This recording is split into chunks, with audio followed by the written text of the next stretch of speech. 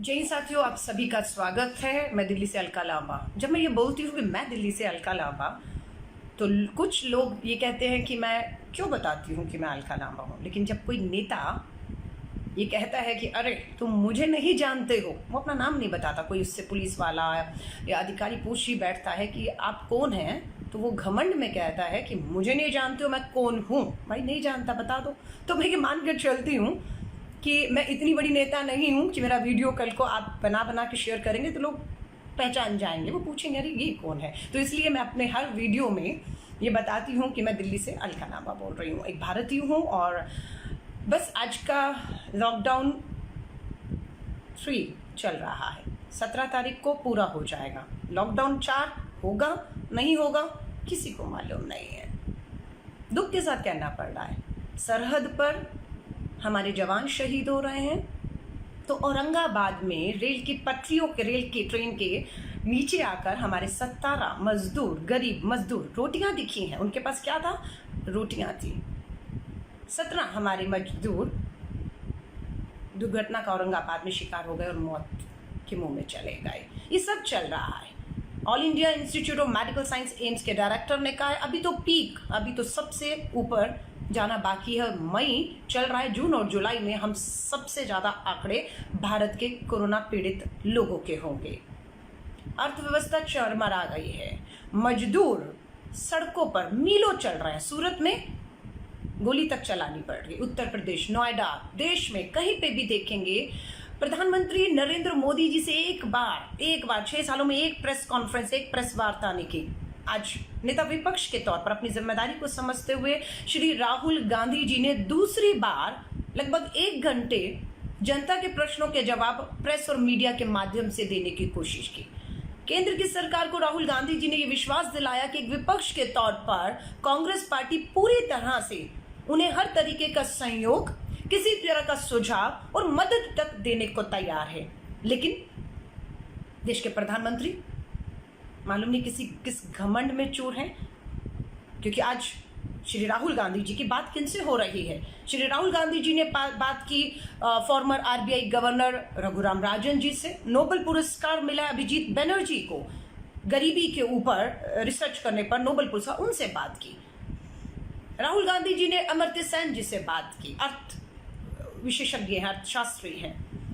राहुल गांधी जी बात कर रहे हैं लगातार देश के पूर्व प्रधानमंत्री, 10 साल तक प्रधानमंत्री रहे, आरबीआई के गवर्नर रहे, अर्थशास्त्र विशेषज्ञ हैं डॉक्टर मनमोहन सिंह जी से लगातार बात कर रहे हैं कि क्या हल होने चाहिए, क्या सुझाव होने चाहिए जो हम सरकारों को दें।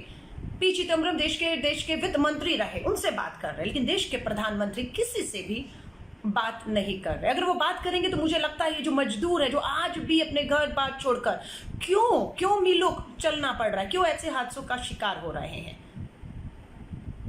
पेट्रोल और डीजल के दाम आपने 10 और 13 रुपए प्रधानमंत्री जी बढ़ाए उस समय पर जब देश पूरा विश्व में पेट्रोल और डीजल के दाम सबसे कम है। उस टाइम पर आप पेट्रोल डीजल के दाम बढ़ाकर लोगों से पैसा वसूलते हैं। ऐसे समय में आप मजदूरों को मुफ्त की ट्रेन की टिकट नहीं देते। जब तक सोनिया गांधी जी कांग्रेस के लोगों को नहीं कहती हैं कि इन टिकटों का जो बोझ है, पैसा वो हमें देना है, कांग्रेस के कार्यकर्ताओं को देना है, हम जैसे लोगों ने दिया है, तब तक देश के प्रधानमंत्री जागते नहीं हैं, तब तक ट्रेनों की व्यवस्था नहीं होती है। लॉकडाउन किया जाना जरूरी था, लेकिन सिंगापुर के तरीके से भी लॉकडाउन किया जा सकता था। कैसे किया सिंगापुर की सरकार ने लॉकडाउन? 1 हफ्ता पहले घोषणा की कि हम 1 हफ्ते के बाद लॉकडाउन करेंगे। 1 हफ्ते में ट्रेनों की सुविधा, आवाजाही की सुविधा, हर तरीका की सुविधा हर आदमी को दी गई सिंगापुर में, ताकि वो अपने जगहों पर जा सके। लेकिन हमारी सरकार ने क्या किया? देश के प्रधानमंत्री नरेंद्र मोदी जी 8 बजे आए और 12 बजे देश भर में लॉकडाउन हो गया। और हमने सड़कों पर गरीब मजदूर कामगार के लोगों को सड़कों पर देखा, मीलों चलते हुए देखा, दुर्घटना का शिकार होते हुए देखा। आज हमारी अर्थव्यवस्था का बंटा बैठ गया है। पीएम केयर फंड, आप मजदूरों से टिकट ले रहे हैं, आप हवाई जहाज से जिन्हें ला रहे हैं, उनसे पूरा वैसा वसूल रहे हैं। आप जो है पेट्रोल डीजल के दाम बढ़ाकर करोड़ों रुपया वसूल रहे हैं। आप राज्यों को उनका जीएसटी का शेयर भी नहीं दे रहे। आप पीएम केयर फंड में, लोग तो बता रहे हैं 15 लाख करोड़ आ चुका है, और देश की अर्थव्यवस्था को पटरी पे लाने के लिए शायद उतना भी नहीं चाहिए। कि अगर आप हमारे बता रहे हैं, जो आज राहुल जी ने बताया, 7 करोड़ पूरे देश में छोटे दुकानदार हैं, हमारे कितने किसान हैं, कितने कामगार मजदूर हैं। अगर 13 करोड़ देश में मजदूर, गरीब, जो गरीबी रेखा से नीचे है, उन सबके अकाउंट में अगर न्याय योजना के तहत, न्यूनतम आय योजना के तहत 7,500 भी डाल देंगे तो केंद्र सरकार को 65,000 करोड़, 1 लाख करोड़ नहीं, 65,000 करोड़ पीएम केयर फंड में बताया जा रहा है। पारदर्शिता नहीं है, इसलिए इस आंकड़े को कितना सही है गलत है नहीं बता पा रहे हैं कि सच में पीएम केयर फंड में कोरोना वायरस से लड़ने के दौरान जो पीएम फंड खोला गया उसमें 15 लाख करोड़ आ चुके हैं। पेट्रोल डीजल से 15 लाख करोड़ पेट्रोल डीजल पे जो पैसा आपने बढ़ाया है, क्योंकि विश्व में तो बहुत कम कीमतें हैं, आपने कमाया, आपने पीएम केयर फंड में आया। पीएम केयर फंड में पारदर्शिता क्यों नहीं है? जब आप पारदर्शिता नहीं लाएंगे, जवाबदेही नहीं लाएंगे, तो प्रश्न तो स्वाभाविक है उठना कि पीएम केयर फंड में कौन दे रहा है, कितना दे रहा है, कितना आ चुका है, किस राज्य को उस पीएम केयर फंड से पीपी किट के लिए, टेस्टिंग के लिए कितना दिया गया है। ये अगर आप नहीं बताएंगे तो शक पैदा होता है कि पीएम केयर फंड का पैसा जा कहाँ रहा है। सरकार तो किसी को दे नहीं रही, उल्टा petrol diesel, PM care fund, हवाई जहाज की टिकटों के पैसे या इवन की ट्रेन का पैसा जो है आप वसूल रहे हैं, लेकिन खर्च कहीं नहीं कर रहे हैं। आज हमारे जो बहुत छोटे छोटे उद्योग थे, जो घरों की दुकानों से 7 करोड़ दुकानें हैं, छोटे मोटे उद्योग चलते हैं, मध्य मीडियम और स्मॉल इंडस्ट्री जिसे हम कहते हैं, उसमें कम से कम 11 करोड़ लोग काम करते हैं, सब बेरोजगार हो चुके हैं। 45 दिन हो गए आज लॉकडाउन को, 17 तारीख के बाद 4th होगा या नहीं होगा किसी को मालूम नहीं है। नेता विपक्ष के तौर पर राहुल गांधी जी दूसरी बार प्रेस वार्ता करते हैं इन 40 दिनों के लॉकडाउन में 1-1 घंटे के लिए, और जनता के प्रश्नों के जवाब जो है वो मीडिया के माध्यम से देते हैं। पर देश के प्रधानमंत्री 6 सालों में या अभी भी एक बार भी सीधा जनता के प्रश्नों के जवाब मीडिया के माध्यम से, प्रेस वार्ता से, प्रश्नों से डर रहे हैं। मैं आप सभी लोगों को कहूंगी, आपको मालूम है, आप मेरा लाइव देखिएगा जो मैंने कुछ दिन पहले किया था गुजरात के अहमदाबाद में। वहां के अहमदाबाद के आईएएस ऑफिसर कमिश्नर, अहमदाबाद के कमिश्नर ने खुद प्रेस वार्ता करके बताया था कि 15 मई तक गुजरात के मात्र अहमदाबाद, जहां पर नमस्ते ट्रंप हुआ था, वहां पर 50,000 कोरोना वायरस के पीड़ित हो जाएंगे और 31 मई तक 8 लाख। उस अहमदाबाद आईएएस ऑफिसर कमिश्नर की बात को गंभीरता से लेने की बजाय उस पर कार्रवाई कर दी। उस कमिश्नर को गुजरात की बीजेपी सरकार ने छुट्टी दे दी, हटा दिया कि तुम सही आंकड़े क्यों बता रहे हो। उससे बदनामी होती है गुजरात की बीजेपी सरकार की, और देश के आंकड़ों को आपको छुपाना होगा। आर्थिक पैकेज के नाम पर किसानों को 2,000 रुपए देने की बात थी, लेकिन किसानों की चौथी किस्त अभी तक नहीं पहुंची, जबकि इस समय जब फसलों की कटाई है, बुआई, वहां पर लोगों को बेचना है, किसानों को अपने आना को न्यूनतम कुछ तय नहीं कर पा रही सरकार। देश के गृह मंत्री मालूम नहीं कहाँ गायब है। लोग पूछ रहे हैं, अलग अलग तरह की अटकलें लगाई जा रही हैं, लेकिन कोई जवाब नहीं है। और अपने ही मुख्यमंत्रियों से कांग्रेस की अध्यक्षा श्रीमती सोनिया गांधी जी, राहुल गांधी जी, मनमोहन सिंह जी लगातार अपनी कांग्रेस की सरकार, मध्य प्रदेश हो, हमारे मध्य प्रदेश तो अभी शिवराज सिंह जी की चौहान की सरकार है, देख रहे हैं क्या हालत है वहां पर, लेकिन पंजाब हो, आपका राजस्थान हो, छत्तीसगढ़ हो, पुडुचेरी, लगातार अपने मुख्यमंत्रियों के कांग्रेस सरकार संपर्क में है। हर तरह की मदद कांग्रेस अपनी सरकारों को, केंद्र में कांग्रेस की सरकार ने फिर भी दे रहा है। 1 करोड़ रुपए के करीब कर्नाटका के कांग्रेस अध्यक्ष ने, बसें खड़ी थी, टिकट के पैसे नहीं थे मजदूरों का, कांग्रेस के प्रदेश अध्यक्ष ने उनकी टिकटें भरी और उनको अपने जगहों पर पहुंचाया। लेकिन कर्नाटका की सरकार ने क्या किया? कर्नाटका की सरकार ने जो मजदूरों के लिए ट्रेनें बुक थी कर्नाटका से उन्हें अपने अपने गृह राज्य भेजने के लिए, उन ट्रेनों को रद्द कर दिया। क्यों? बिल्डर्स के दबाव में, क्योंकि कर्नाटका की भाजपा की सरकार में बिल्डर लॉबी का इतना प्रेशर आ गया, उन्होंने कहा कि अगर आप ये मजदूरों को भेज देंगे तो हमारे बड़े बड़े प्रोजेक्ट रुक जाएंगे, हमारी कमाइयां बिल्डर्स की रुक जाएंगी, इसलिए उन्होंने ट्रेनें रद्द कर दी। लेकिन जब हाहाकार हुआ कि आप इस तरह से शोषण मजदूरों का नहीं कर सकते हैं, आपको उनके इच्छा अनुसार उनको उनके गृह राज्यों पर पहुंचाना होगा, तब ये ट्रेनें चालू की गई। उड़ीसा का भी एक सामने आया, लोग कोर्ट पहुंच गए हैं, उन्होंने कहा है कि उड़ीसा के अंदर जो लेबर दूसरे राज्यों से वापस आ रही है, अगर कोई कोरोना वायरस पॉजिटिव मिला, उड़ीसा सरकार उसे अपने राज्य में अंदर नहीं आने देगी। कहां जाएगा वो आदमी? कहां जाएगा? किस सरहद, किस बॉर्डर, किस राज्य में वो अपनी रोटी रोजगार के लिए परिवार को लेकर मोहताज पड़ा रहेगा? ये कोई सीएए में, नागरिकता बिल में आप किसी बाहरी देश के लोगों को सरहद पर वो अपने क्या कहते हैं उसको, शरणार्थी घर बनाकर, नहीं, ये देश के लोग हैं, आपके अपने लोग हैं। मैं लोगों को कहूंगी, राहुल गांधी जी ने नेता विपक्ष के तौर पर सुझाव दिए, मानना ना मानना देश की सरकार पर निर्भर करता है। हर तरह के सहयोग की बात की कि आप केंद्र सरकार कोई भी नियम कायदे तय करेगी, हमारी राज्य सरकारें, कांग्रेस पूरी तरह से सहयोग करेंगी, जो कर रही हैं। अगर आपने लॉकडाउन अनाउंस किया है तो राज्य सरकारें कांग्रेस की मुस्तैदी से उस लॉकडाउन को, नियम कानूनों को अपने राज्यों में लागू करा रही है। आप हमसे मदद की भी बात करेंगे तो युवा कांग्रेस से लेकर दिल्ली प्रदेश कांग्रेस के लोग जो हैं, लगातार आप देखेंगे मुफ्त की मजदूरों की टिकटें का वाहन करना हो वो कर रहे हैं, खून देना हो कांग्रेस के लोग दे रहे हैं, खाना खिलाना हो, व्यवस्था करनी हो, कांग्रेस के लोग कर रहे हैं। हर तरीके की, हम विपक्ष में मुट्ठी भर हैं, फिर भी आप देख रहे हैं कि जनता के प्रति अपनी जिम्मेदारियों से हम मुंह नहीं मोड़ रहे। लेकिन आपसे, जनता से, दिल्ली और देश की जनता से अपील करना चाहूंगी, देश के प्रधानमंत्री जी को कहिए, कीजिए एक प्रेस वार्ता, प्रेस मीडिया के लोगों के माध्यम से जनता की चिंताएं, प्रश्न, उनकी समस्या, उनके हल देने की कोशिश कीजिए, सीधा संवाद स्थापित करिए। एक तरफा बात करने से समस्याओं के हल नहीं निकलेंगे।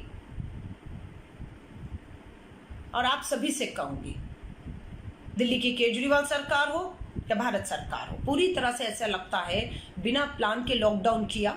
लॉकडाउन में हल नहीं था, लेकिन लॉकडाउन में 45 दिन आपको देश की जनता ने एक तपस्या की, 40 दिन आपके नियम कायदों के मुताबिक घरों में अपने आप को बंद कर लिया, सबने बंद कर लिया कि आपको 40 दिन मिले, अब आप तैयारी कर लेंगे, जब लॉकडाउन खुलेगा तो आप तैयार होंगे। लेकिन आपने कोई तैयारी आपकी दिख ही नहीं रही है। यूं ही all India medical institute AIIMS के डायरेक्टर ने नहीं कह दिया अब तो पीक आना बाकी है, अभी तो भुखमरी, गरीबी बाकी है। लग रहा था कोरोना वायरस से लोगों की मौत होने का डर था, लेकिन यहाँ तो जो लोग सड़कों पर मजदूर गरीब निकल गए अपने घरों पर चलने के लिए मिलो, वो हादसे का शिकार हो रहे हैं। और आगे कहते हैं कि अगर यही रहा तो भुखमरी से भी देश में मौतें हो सकती। 140 करोड़ का विश्व का, चाइना के बाद सबसे बड़ा देश है, सबसे बड़ा देश। मैं आप सभी से कहूंगी, आप राहुल गांधी जी को इन सुझावों के लिए, जो उन्होंने खुद अपने आप से नहीं दिए हैं, उन्होंने लगातार, मैंने 4 नाम बताए, बड़े नाम हैं, विशेषज्ञ हैं, उनकी पकड़ है अर्थव्यवस्था के ऊपर, उन्होंने रिसर्च किए हैं, उन्हें नोबेल पुरस्कार मिले हैं। गरीबी, अर्थव्यवस्था के ऊपर किस तरीके से आप पटरी पर ला सकते हैं, किस तरीके से इस महामारी से सब एक होकर लड़ सकते हैं। लेकिन सरकारों ने, दिल्ली की केजरीवाल सरकार हो या केंद्र की मोदी सरकार, हथियार डाल दिया। पर आप लोगों से अभी भी हाथ जोड़कर कहूंगी, ये जान आपकी है, घरों में रहिए, जितना हो सके अपने घरों में रहिए। अभी भी मैं कहूंगी मास्क का इस्तेमाल करिए, सैनिटाइजर का इस्तेमाल करिए, अपने हाथों को लगातार धोते रहिए। और अगर आपके इलाके में किसी को भी पता लगता है कि इस तरह का वायरस आ चुका है, उसमें कृपया अपने आप को उनसे बचाकर दूर रखिए, अपने घरों में रखिए, क्योंकि सरकार ने हथियार डाल दिए। इसका एक ही बचाव है कि आप अपने आप को अब अपने घरों के अंदर जितना बंद कर सकते हो, जितना रख सकते हो सुरक्षित, उतना रखिए, क्योंकि केंद्र की सरकार ने पूरी तरह से हथियार डालते हुए दिख रहे हैं। और आज नेता विपक्ष के तौर पर राहुल गांधी जी को नहीं, देश के प्रधानमंत्री जी को आगे आकर लोग सुनना चाह रहे थे कि प्रेस वार्ता करें, प्रेस के प्रश्न लें, लेकिन वो डर रहे हैं, वो डर रहे हैं, उनके पास कोई जवाब नहीं है। वो अमेरिका की बात करेंगे, वो यूके यूएसए की बात करेंगे, इटली की बात करेंगे, पर वो हिंदुस्तान के मजदूर और किसानों की बात नहीं करेंगे। वो गिरती अर्थव्यवस्था, बढ़ती बेरोजगारी पे बात नहीं करेंगे। अगर राहुल गांधी आपको सुझाव देंगे तो आप गाली मारेंगे। मैं आप सभी से कहूंगी, राहुल गांधी जी का एक सुझाव बहुत जरूरी है, जो उनकी न्याय योजना, न्यूनतम आय की जो योजना है कि 13 करोड़ देश में, 13 करोड़, सिर्फ मात्र 13 करोड़, 130 करोड़ में 13 करोड़ ऐसे हमारे गरीब हैं जो गरीबी रेखा से बिल्कुल नीचे है, जिनके पास, जो दिहाड़ी मजदूर थे, जो रोज कमाते थे और आटा दाल लाकर खाते थे, उनके बैंक खातों में, आपके पास उनकी सारी जानकारियां हैं, 7,500 महीना डाल दीजिए। वो अपना पूरा एक महीना, वो परिवार 7,500 में निकाल लेगा और वो एक महीना फिर सरकार को तैयारी के लिए मिल जाएगा इस कोरोना वायरस से लड़ने और अर्थव्यवस्था को पटरी पर लाने के लिए। लेकिन इन 13 करोड़ परिवारों को 7,500 रुपया महीने भर का एक बार देने से ऐप पर बोझ आएगा 65,000 करोड़, मात्र 65,000 करोड़। ये अर्थ जो हमारे आर्थिक विशेषज्ञ हैं, ये उनकी कैलकुलेशंस हैं। प्रधानमंत्री जी को उनसे सीधे बात कर लेनी चाहिए। अगर वो राहुल जी उनसे बात कर रहे हैं और राहुल जी से वो सुझाव दे रहे हैं और राहुल जी प्रेस के माध्यम से जो प्रश्नों के जवाब देकर आप तक पहुंचा रहे हैं, आप क्यों नहीं इन लोगों से बात कर लेते? ये भारतीय अमर्त्य सेन जी बात हो, अभिजीत बैनर्जी की बात हो, रघुराम राजन जी की बात हो, डॉक्टर मनमोहन सिंह जी की बात हो, ये कोई छोटे मोटे लोग नहीं है। सीधे इनसे संवाद करके, इनके सुझाव लेकर आप सीधे अपना नाम डाल दीजिए, अपना नाम डाल दीजिए, ताकि कहीं पर भी ना लगे ये कांग्रेस से सुझाव आए थे और श्रेय लेने की लड़ाई आप लड़ लीजिए। आप ले लीजिएगा श्रेय, लेकिन जो सुझाव आ रहे हैं विशेषज्ञों से, राहुल गांधी जी के माध्यम से, उसे देश पे लागू करिए, उससे देश का ही फायदा होगा। नहीं तो ये बेरोजगारी, भुखमरी, मजदूरों और गरीबों का, किसानों की जो हालत बदतर है, और ऊपर से सरहद पर हमारे जवान इस देश की सुरक्षा के लिए लड़ रहे हैं, उस जवान को भी एक बार ये देखकर दर्द तो जरूर होगा, जिस देश की सरहद पर मैं अपनी जान दे रहा हूं, उस सरहद के अंदर सरकार ने देश की अर्थव्यवस्था को पटरी पर लाने के लिए शराब और दारू की ठेके खोलने का मात्र एक रास्ता उन्हें सूझा है। पेट्रोल डीजल के दाम बढ़ाकर मात्र दूसरा रास्ता देश की सरकार को, गरीब को मारने का सूझा है। उस सरहद पर शहीद होता जवान भी सोच रहा होगा। सबसे कहूँ इस वीडियो को शेयर करिएगा, क्योंकि इन सुझावों का किसी भी तरह देश की सरकार तक, प्रधानमंत्री तक पहुंचना बेहद जरूरी है, ताकि वो बहुत देर हो उससे पहले जागें और कार्रवाइयां करें। मेरी शुभकामनाएं आप सभी के साथ हैं। अपना ख्याल रखिए, सुरक्षित रहिए, परिवार के साथ रहिए। जय हिंद, जय भारत।